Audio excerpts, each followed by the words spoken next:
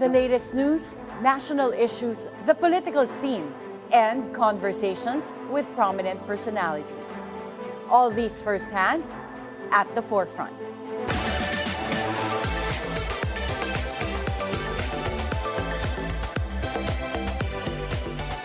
Pope Francis's health has been a growing concern following his recent critical illnesses of bilateral pneumonia, acute respiratory difficulties, and partial kidney failure. While the Vatican remains optimistic, many Catholics around the world are offering prayers for his recovery, aware that his condition could impact the future leadership of the Church. If the Pope resigns or, heaven forbid, passes away, the College of Cardinals will convene to elect his successor. With a diverse group of potential candidates, we'll take a look on who might be the next leader of the Catholic Church. Joining us through Zoom, all the way from Rome, is the Rector of the Pontificio Collegio Filippino, Father Gregory Ramon Gaston. Good morning, Father Gregory. Hello po, good morning, good afternoon sa ating mga tagapakinig, tagapanood. First of all, Father Gregory, we're curious about you. How long have you been living in Rome? Well, I was here for the first time for my studies, further studies. That was 93 to 97, and then I was assigned at the Vatican 2002 to 2007, and then now 2010 until today. What is this Pontificio Collegio Filippino? It's a residence for our priests sent by our bishops for ongoing formation and also with further studies. So as you know, before we became priests, we had to take up bachelor's in philosophy and then a master's level in theology. That would be if you enter after high school, that would be maybe 9 or 10, 11 years. In my case, I was in second year medicine when I decided to become a priest, so it took me 5 years. Anyway, here in Collegio Filippino, we do also further studies, another 2 years, 3, 4, 5 years, depending on your course, to specialize in the different fields of the church sciences. As a rector, do you teach at the Pontificio, or are you also a student yourself?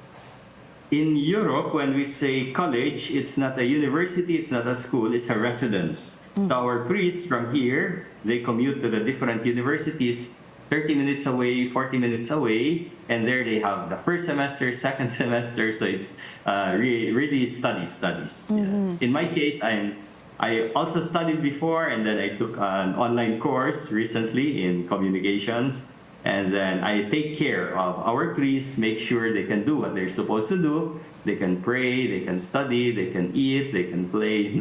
So this is our setup here, a residence for our priests. And how diverse are the residents there? Do they come from other countries as well? We have 51 Filipinos and then 5 non-Filipinos. Since we have some more space, our capacity is 60, then we used to accept non-Filipinos. But starting 2 years ago, we decided to accept only Filipinos in the hope that more Filipinos could come over. From our capacity now will be 66, but we have 87 dioceses in the Philippines. So I think we can encourage more dioceses to send their priests to Rome. What is the normal track po? After they go to your colegio, do they end up becoming cardinals, or where do they usually go? Not really. For example, in my case, after my studies 93 to 97, so I did a licentiate. It's a sort of a master's in moral theology and then a doctorate in moral theology as well. So I went home 97. I was assigned at San Carlos Seminary, that's in Guadalupe, Makati.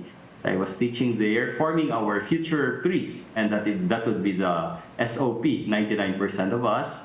But I was also teaching in Lucena, Bulacan, Atty de Manila, and then UST. Every Tuesday, I used to go to Makati Medical Center to help in the bioethics committee. And then, so I would say that would be our main thrust, to form our future priests and also help out in the specialized ministries of the dioceses. So if one studies, for example, canon law, then he would be in the tribunal or the biblical apostolate or the communications, apostolate, or wherever, philosophy, theology, etc. Okay, so iba-iba po pala talaga yung path ninyo and malaking impact ninyo dun sa magiging future priests in not just in the Yes, Philippines but in exactly. other parts of the world. Now Yes, and then incidentally, although it's not, wala naman kasi kaming career path or planning, incidentally of our 90 active bishops in the Philippines today, about one-third, about 30 of them are also graduates of Collegio Filipino, and then our Filipino papal nuncios, those are the ambassadors of the Pope to the different countries, they also came from Collegio Filipino. interesting. And now po, let's go to Pope Francis. What is the latest news on Pope Francis? Yeah, so Pope Francis, our news as of last night, he was a bit better. He was a bit better yesterday, and he was able to do some work, resume some work. Well, maybe paperwork, no? Kasi yung Pope hindi naman physical, too physical work, but yes. And so he showed slight improvement, and then his renal insufficiency that was announced, I think, 2-3 days ago, is under control, and then no new lung problems, crisis, no new episodes of lung problems. So I When think you it's say that he started resuming paperwork, is he out of danger? Well, the doctors would always say that we have to be cautious.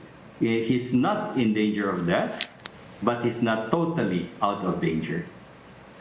He was diagnosed with bilateral pneumonia, and they said that he was hospitalized because of this bilateral pneumonia. Does this have any relation with a type of COVID or a strain of COVID?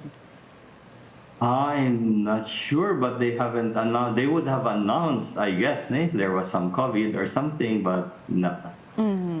And yung partial kidney failure, that was also something that we heard as one of his conditions or complications.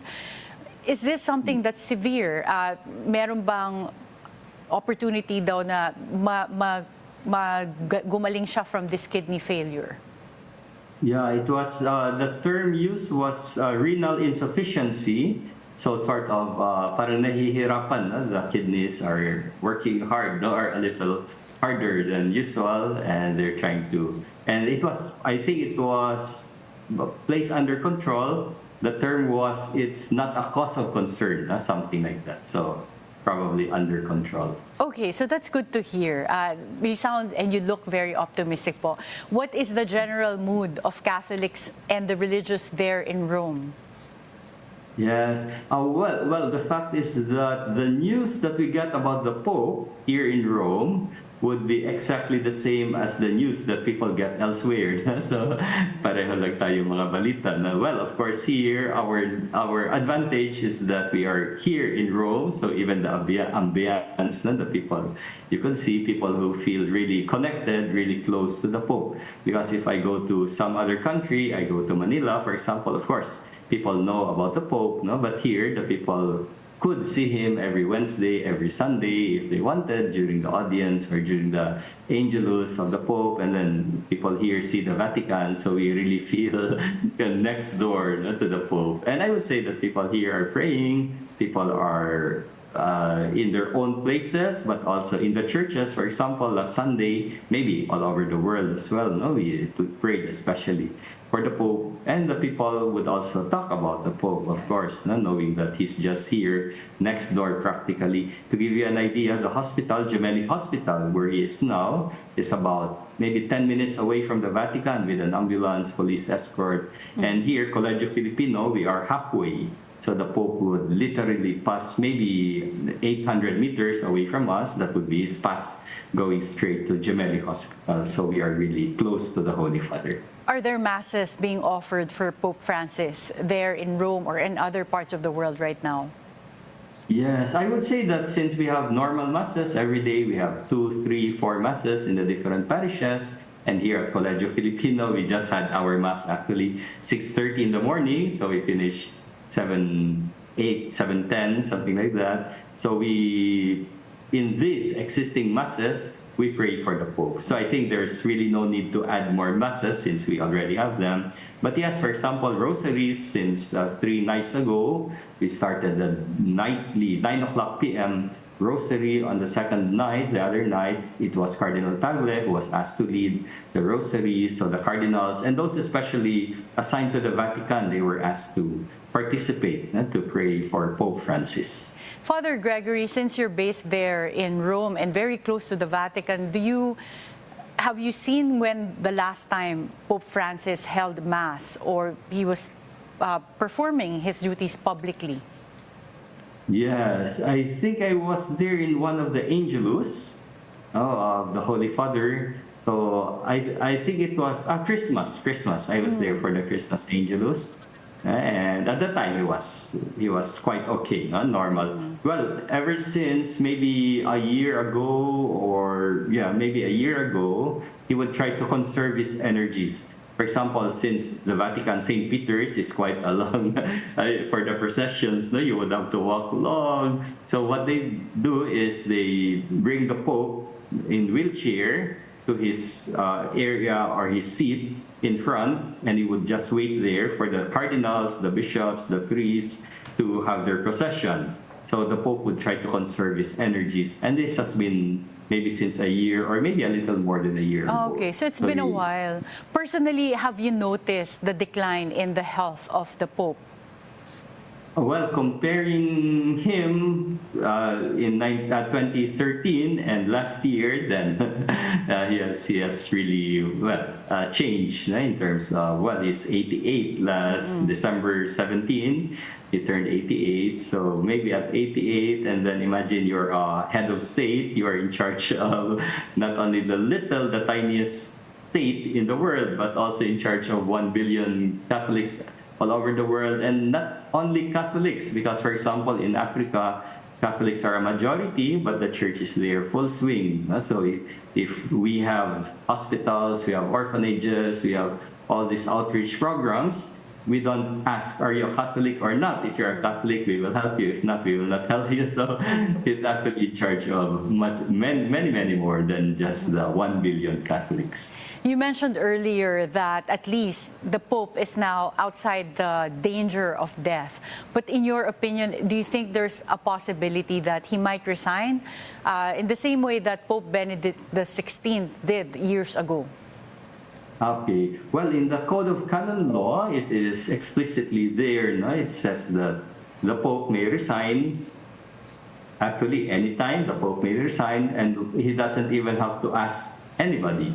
He just says, I want to resign, and freely. It has to be freely. In the case of Pope Benedict, it was in a regular meeting of the cardinals.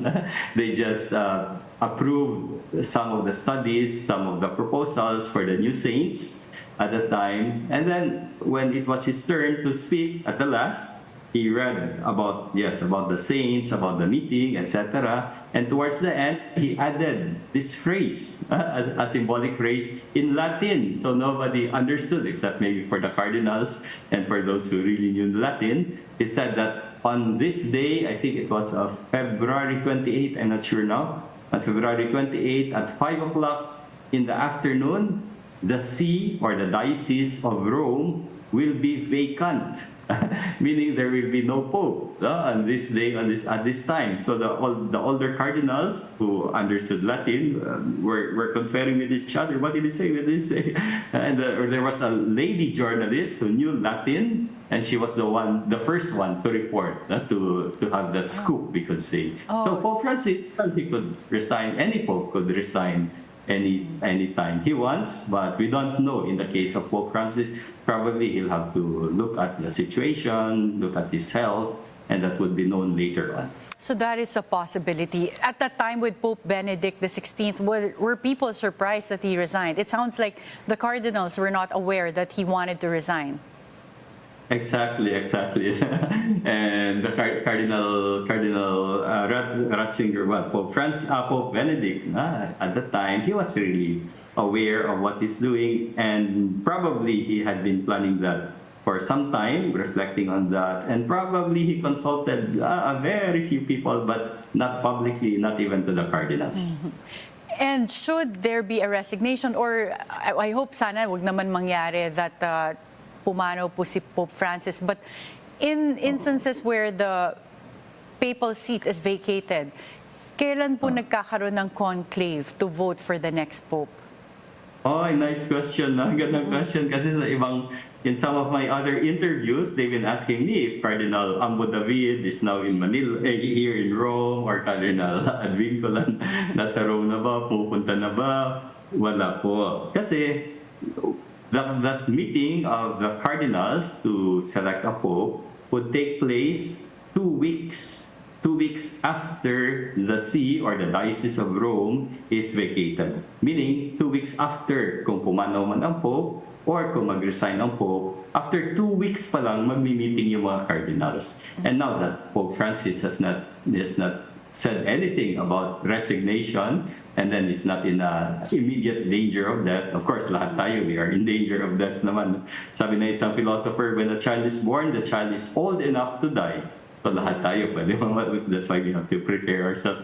Anyway, going back, so Pope Francis has not said anything about resignation. He is not really in immediate danger of death. So, if that happens, kung mangyari man mag-resign siya, we'll have to wait 2 weeks. 2 weeks bago mag-meeting, bago magdatingan yung mga cardinals. Okay, so, on the second week, yan yung meeting. So, maybe a few days before that, datingan sila dito. Okay, and the 2 weeks it was given because to give time for the cardinals to travel, or what is the rationale for having exactly 2 weeks until they can have a meeting? Yes, that's part of the procedures kasi may may protocol na talaga, no, what would happen in case of a vacant seat, in case mag-resign or mamatay yung isang pope, what would be the protocol naka-specify, and that those 2 weeks are to give a little space, a little time, no, for the cardinals themselves to reflect, and also for the preparations to be made. Kaya minsan may mga balita na nag-aano na daw yung mga Swiss guards, yung Vatican, naghahanda na daw.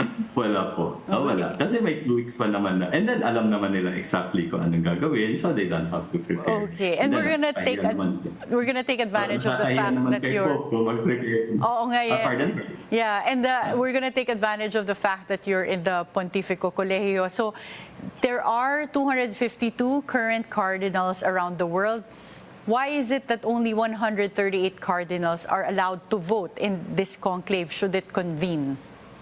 Okay, good question. So after the 2 weeks that I mentioned, the waiting period, after that, the third week, meaning the first week of meetings of the cardinals, all the cardinals may join, are invited. So that week is dedicated to a discussion, getting to know each other, but also getting to know the places where these cardinals come from, to have a grasp of the situation of the whole world.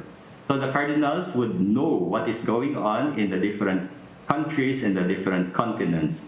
And that way they would also reflect on what the church needs today, what we have to focus on today. It could be catechesis, holiness, priests, vocations, and then they could also reflect on what the new pope would ideally be, what they want the new pope to be, the characteristics of the new pope. They would reflect on that. And that will be the first week of their meetings. But the second week, I think that's a Monday, starting the Monday after the first week, the cardinals above 80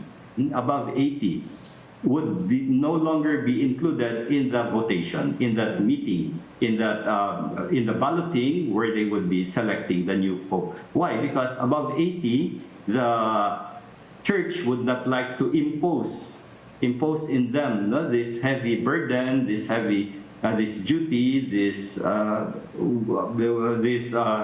we could say a lot of reflection, a lot of pressure, a lot of stress on them to select the new pope. So instead of saying that who still feels strong enough to vote, then maybe some of those who are not really strong anymore would still say, oh, I would like to vote. Then they just place a cutoff of 80 years old. And that's why this came down to 138 cardinals. Kasama na po dun yes, yung so the age 114 are above 80 as of today. So it depends on when the Diocese of Rome, the papacy, would be vacated. At that time, they would make another count, and probably that would be less, maybe 130. I think it's in the canon law or in one of the laws, the ideal is 120 voting cardinals, and that is what is being targeted, being maintained usually.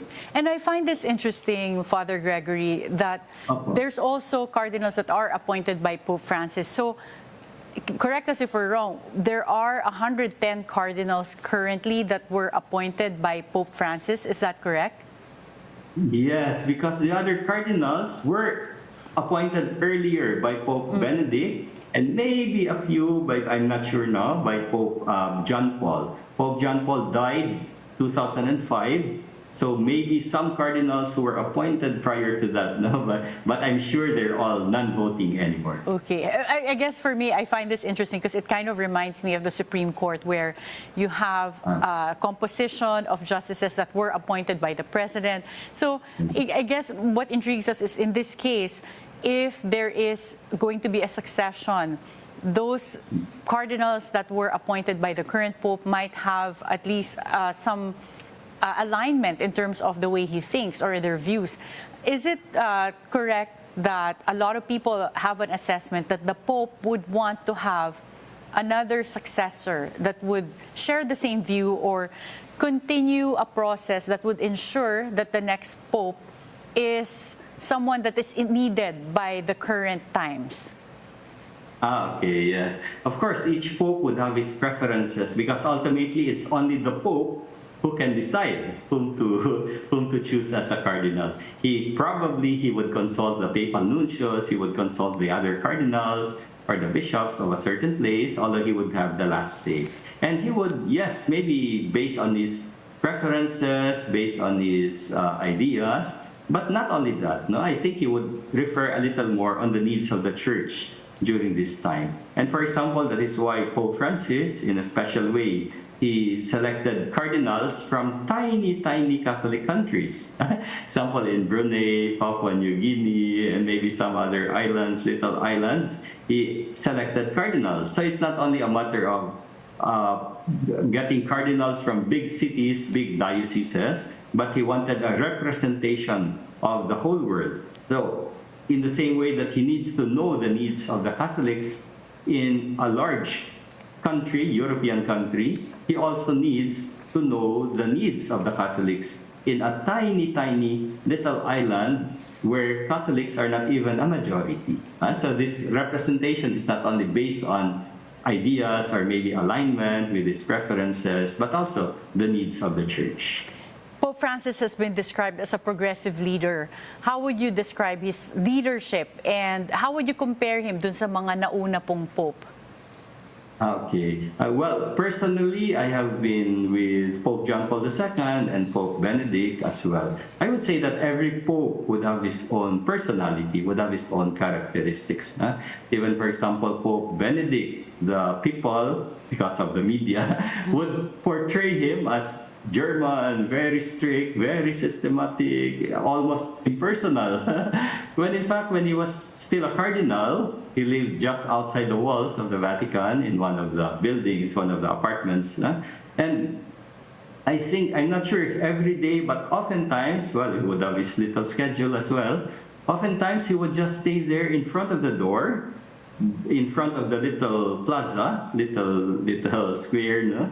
And he would be there just to greet people. Oh, this Anyone is who Pope would Benedict. chat with him. Yeah, that was Pope Benedict before he became Pope, no? When he was still Cardinal Ratzinger. And I met a Brazilian priest. He was a student at the time. He chatted with Cardinal Ratzinger, and then they took a picture. He sent the picture to Cardinal, printed pa, no? Wala pa naman masyadong texting noon. He sent the picture to Cardinal Ratzinger. The following week, he got the picture back with the dedication of Cardinal Ratzinger.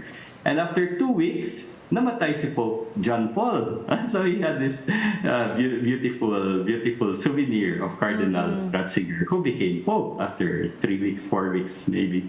So anyway, so Pope Benedict, and I know many people, many cardinals, many bishops who have spoken with Cardinal Ratzinger and Pope Benedict. And it's really a very pleasant personality, a very kind man. Yeah, And so then he Pope was very John Paul. warm pala. Yeah, actually, our family has had the opportunity to hear Mass before in the Vatican, where it was Pope Benedict XVI that celebrated the Mass at the Vatican at that time. But with Pope Francis, would you say that he's different in a different way, that he's progressive? Like you said, siya yung ngayon nag-a-appoint ng mga from maliliit na countries, na mga cardinal. Yeah, so how would you describe his leadership? I would say that all the popes would be progressive in the most literal sense. They want the progress of people, advancement, and all these things. Now, when it comes to personalities, yun nga, another thing, just a parenthesis, Pope Benedict was very musical. He would sing often, and he would even play the piano. Si Pope Francis naman, halos walang-wala sa music. So he would not sing. So it's interesting that you really know their different personalities, because like you said kanina, sometimes they're portrayed a certain way sa media. And Pope Francis has also been called by some people as the woke Pope. And of course, because he's around at the time where woke has become a thing. Is this a positive or negative description in your opinion? I think it's also because of the different circumstances. No, for example, last maybe 18th century, 19th century, 20th century, they had different concerns. No, they had communism, they had people dying in the fields, or maybe wars and all these things. So different concerns.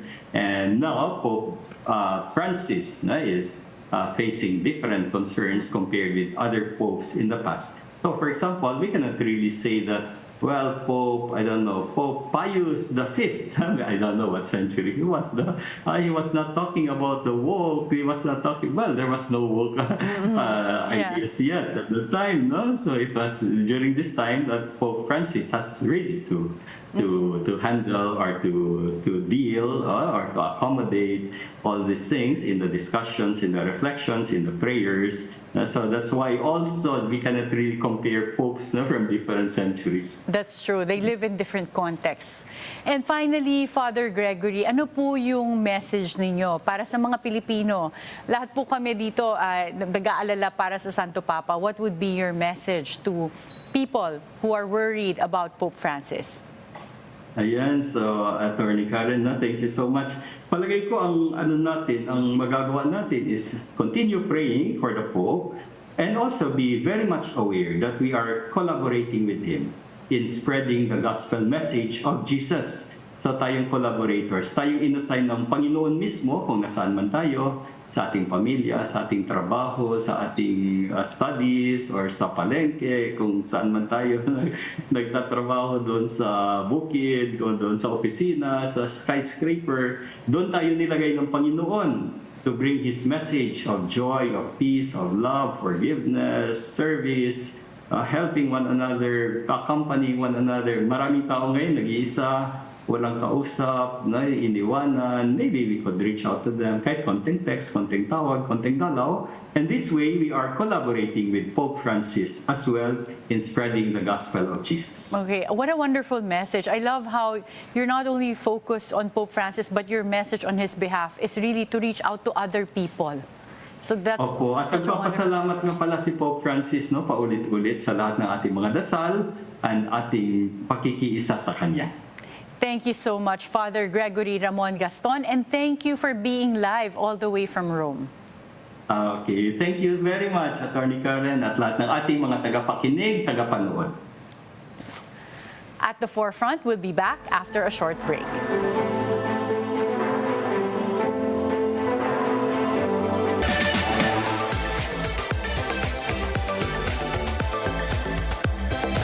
Good evening, I'm Pinky Webb. Tonight we ask the questions, we tackle the issues, we clarify matters. How about the voucher program first? So, what's your coordination with the local government unit? What is the problem in our education system? It might be a little hard to monitor this, but there has to be ways. Why do you think the president had this particular stance? Impeachment is not a people's issue. Pinky Webb is always On point. Ciao, mabuhay. You are watching The Word Exposed. Prepare our hearts as we dive deeper into our faith and receive the strength from God's Word. Join Cardinal Luis Antonio Tagle as he shares the reflection we need for the rest of the week. We pray that the Word of God would find fulfillment in your life and His blessings be always upon you. Every Sunday, 7 a.m. with replays at 3 p.m.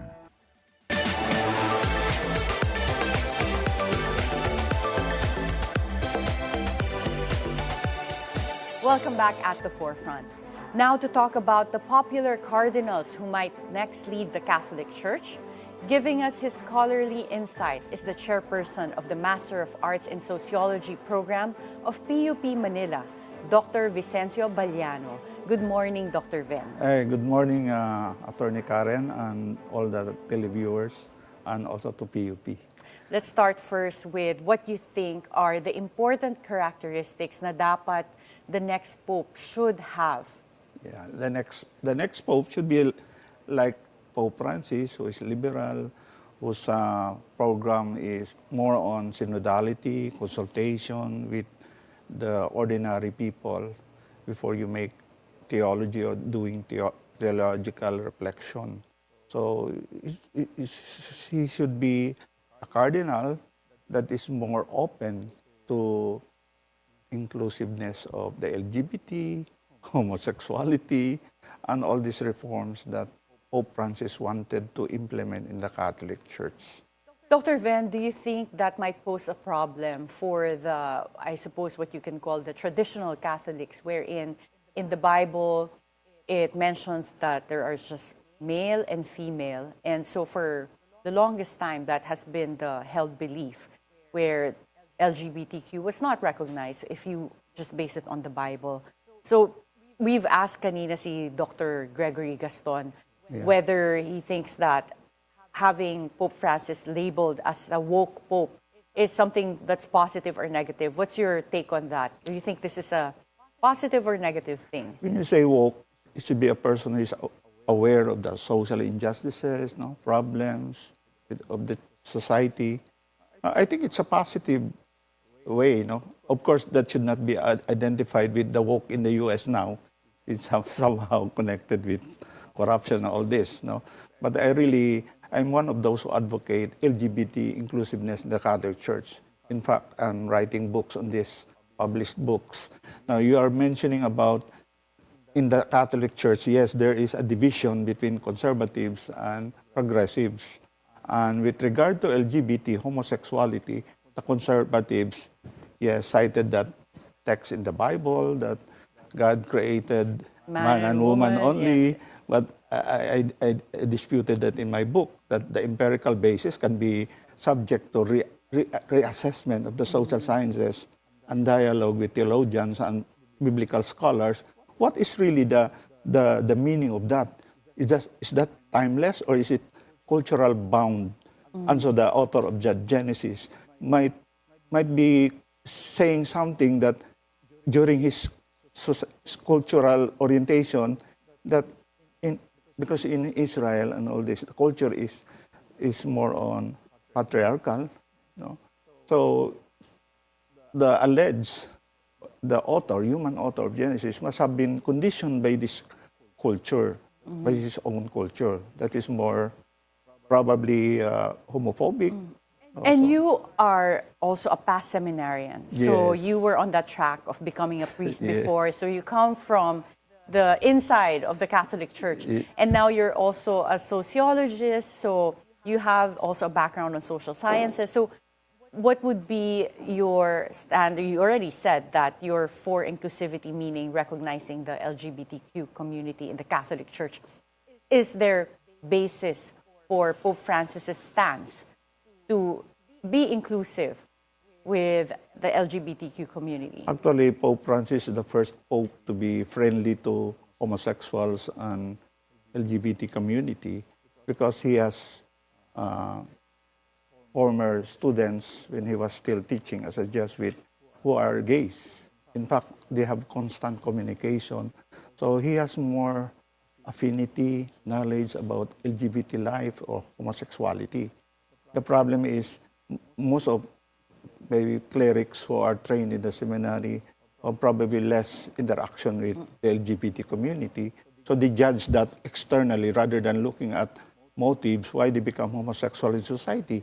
Homosexuality is not just a personal choice. It's a product, it's a social product of the environment. So you cannot blame the person if he is a gay or lesbian, whatever. No. So you have said that it is important that the next Pope would be more inclusive and would be liberal. The 110 cardinals, as mentioned by Father Gregory earlier, 110 of the cardinals right now were appointed by Pope Francis. Yes. And there would be about 138 cardinals that are qualified to vote. Do you think that would play a factor in choosing the next leader of the Catholic Church should that time come? Yes, I think he was looking at the profile and the background of the cardinals and the people he wanted to, or clerics he wanted to appoint as cardinals. He knows that probably most of the cardinals are, traditional, conservative, so it cannot promote his own agenda in the church. So you will see that lately he appointed 21 cardinals, but he was appointing probably cardinals or people or clerics he perceived to be friendly to his policies. Mm-hmm. But it's not a guarantee because, as I have said, I mentioned in my books, similar training with philosophy and theology and Lux in social sciences will not really make you more empirical in understanding issues. No? Mm-hmm. For me, that's the problem of why there is conservatism, so much conservatism. It boils down to the training, educational training of clerics, theology and philosophy. We need social sciences. The trend now is science-based theology. Before you theologize, you adapt or apply the teachings of the church, you must consult scientific studies on what is really the human experience, no? Scientifically. Because if you philosophize, you use reasoning and reflection, personal reflection, it is not accurate compared to a scientific method using qualitative and quantitative. But is there politics in church? Yes, of course. There's a lot of politics, but in Conclave, there is probably minimized because they cannot campaign, they cannot promote whoever their favorites. There is a sanction, the canon law, that they will be excommunicated. Ganun kagrabe. Once so they reveal secrets within the and campaign for that. So the conclave, you really have to just vote on your own. You cannot consult. Neither can you campaign for yourself or but for of course, others. human as they are, there also have whispers, probably during breaks. And then with the series of voting, if it reaches fourth time that no one is still elected, then they will start talking with each other. Well, I saw the movie The Conclave, and they were talking to themselves and then, up to each other, and also trying to convince others to vote in a certain way. So since we're talking about this conclave, there are some people whose names have been floated as potential papabiles, or those can candidates. be the next pope. So let's go through them one by one. We have first here Cardinal Pietro Parolin, who's 70 years old from Veneto, Italy. What do you know of Cardinal Pietro? He's been known as the sensible, moderate figure. He actually is the next powerful cleric in the Catholic Church. After the Pope, is the next person because he's the Secretary of State he holds officially. The next powerful title. Because he's the Secretary of the State. So he's also a papal nuncio. He's also a diplomat.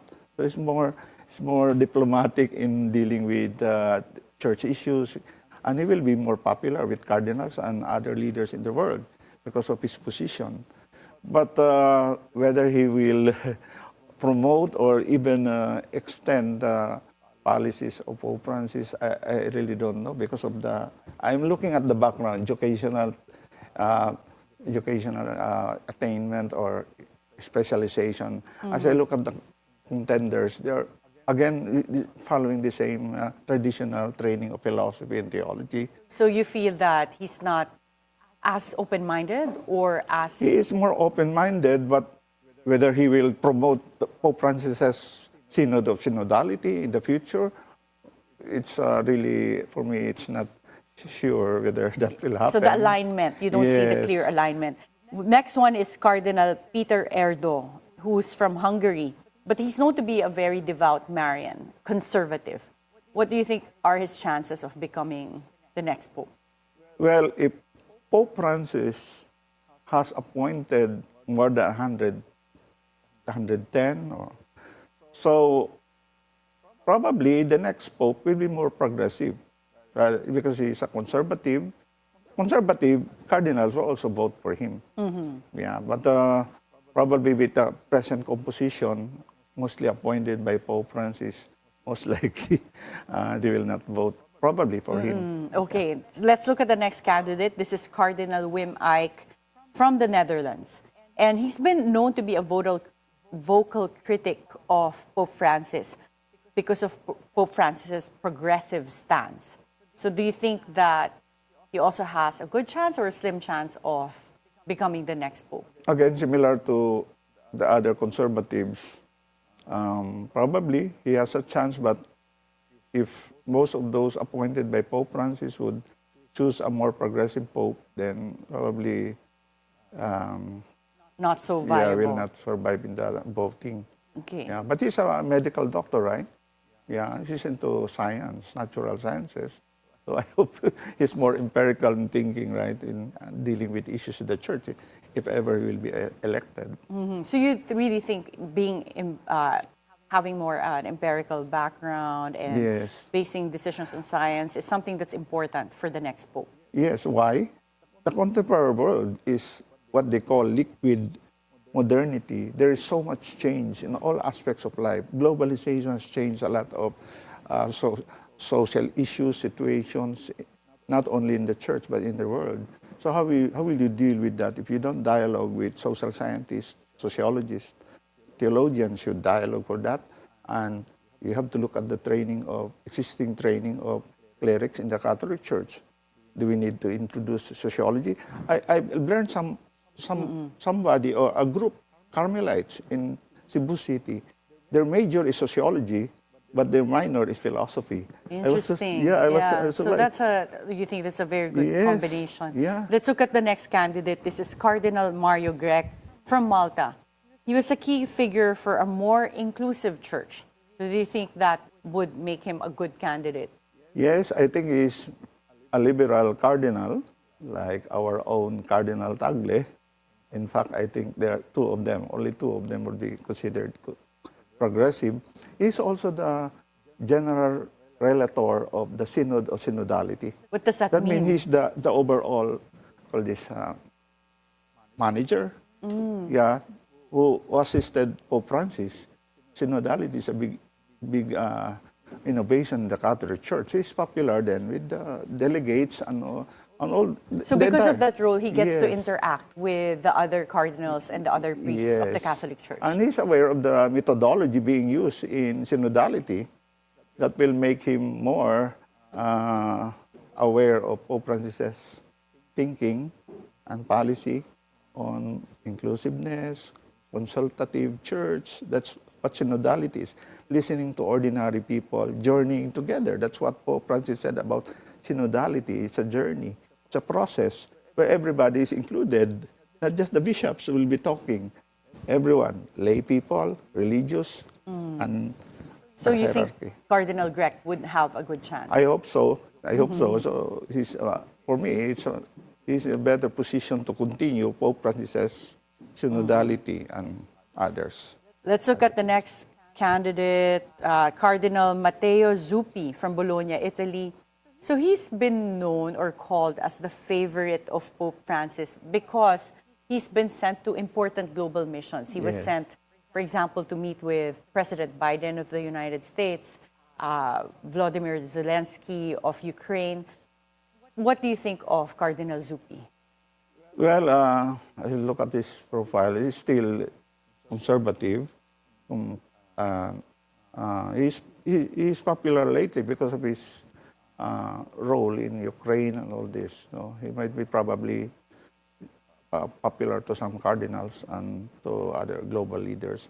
But I'm not sure whether the present composition, said to be progressive, majority, most of them will elect a conservative cardinal. So it that's really why. boils down to, again, Yes. the alignment of beliefs. Next, let's look at our very own Filipino, Cardinal Luis Antonio Tagle, 67 years old, from the Philippines. But he's also known as the Asian Francis, or has been labeled as the Asian Francis. And of course, he's been known for his good humor and progressive views.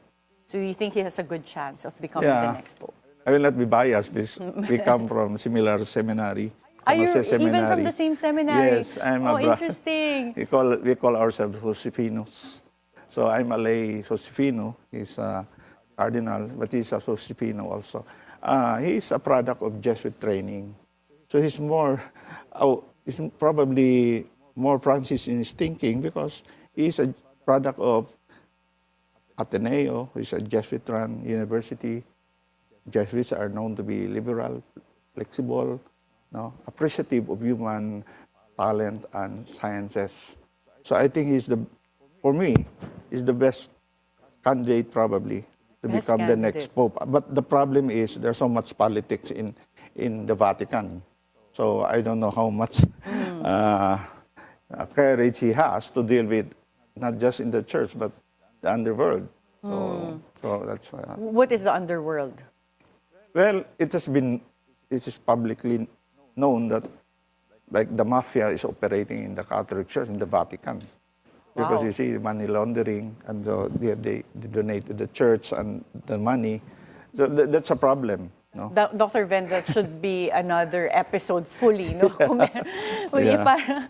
But meron bang konting katotohanan yung angels and demons? Because that's some of the conspiracy theories there. Yes.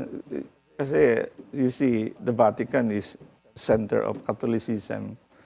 But if there's God, there's also the good spirit, the evil spirit. That's what St. Ignatius said. You have to discern the demons from the angels. So there is.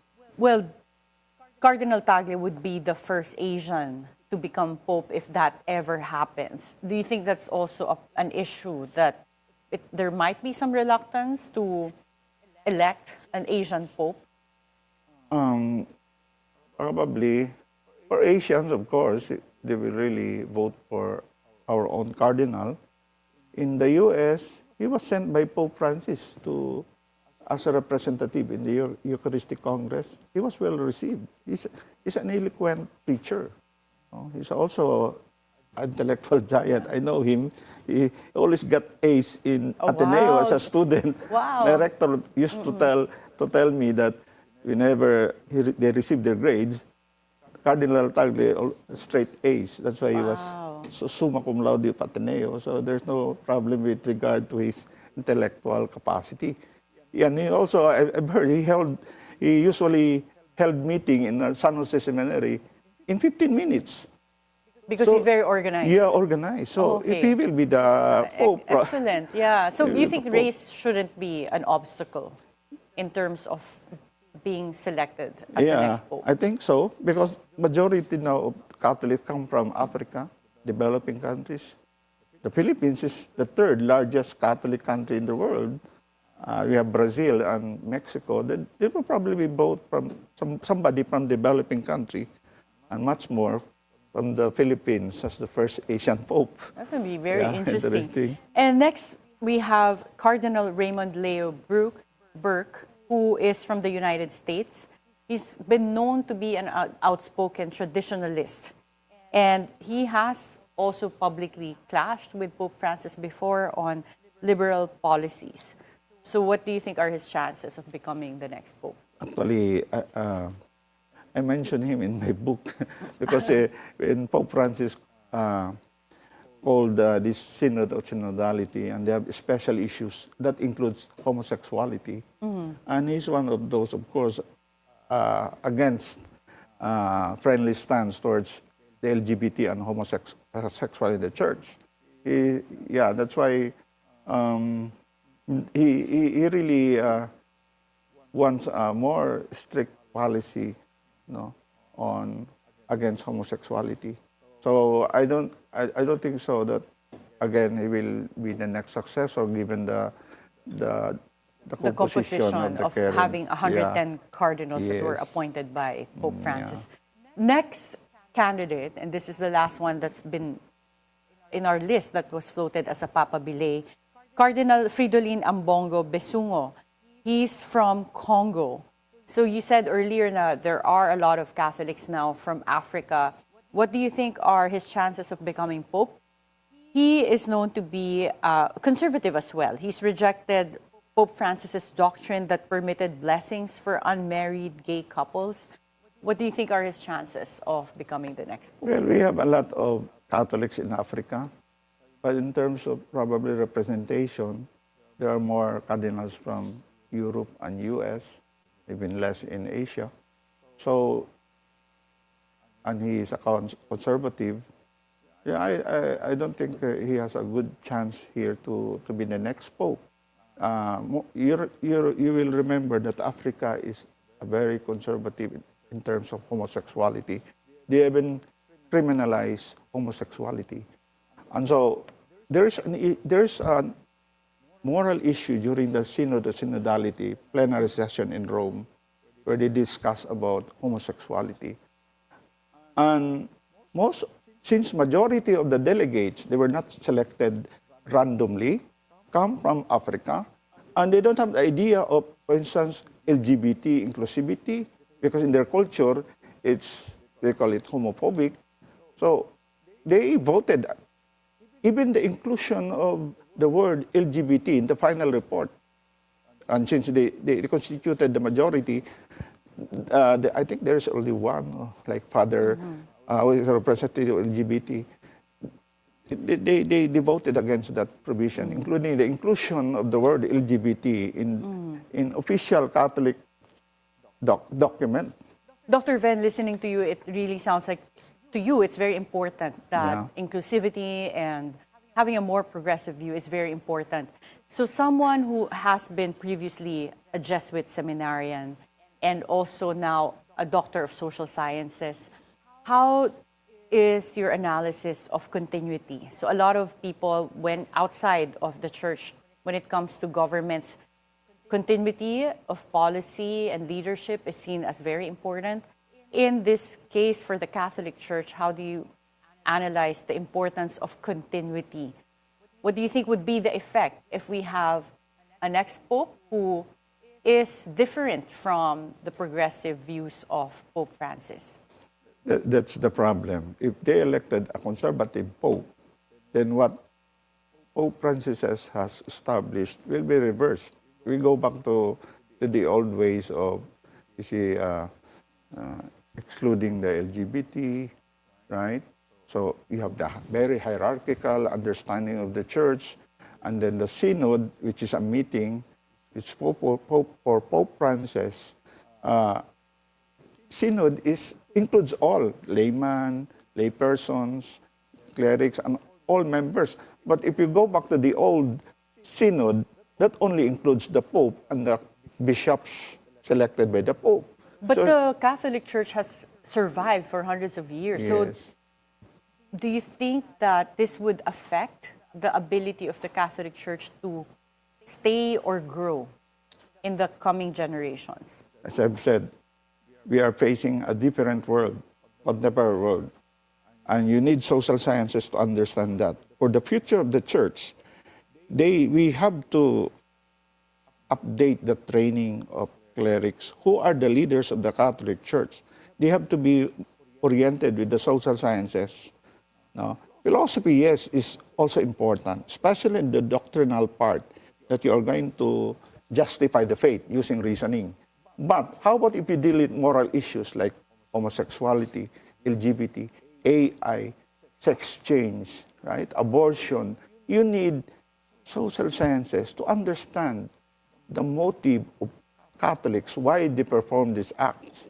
And Pope Francis is more on inductive, moral theology. You begin with people's lived experiences before you theologize, before you implement the teachings of the church. So very inductive si Pope Francis. But the existing approach is deductive, philosophical. And so we need to have, the next Pope should be inductive, inclusive, no? That entails the use of social sciences, no? Not just philosophy and theology. That's very important for the next Pope. Thank you so much, Dr. Van. Very insightful analysis. Yeah, thank you also for this invitation. Thank you for being here today.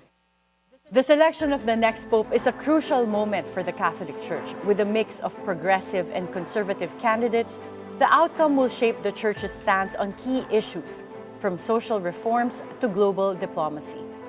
Whoever is chosen will not only guide 1.4 billion Catholics, but will also influence the faith's role in this ever-changing world. Be timely informed, be insightful of the news, always stay at the forefront. Join us again on Monday for meaningful conversations that would help you form an objective personal opinion. This is Attorney Karen Jimeno. Thank you for spending your hour with us.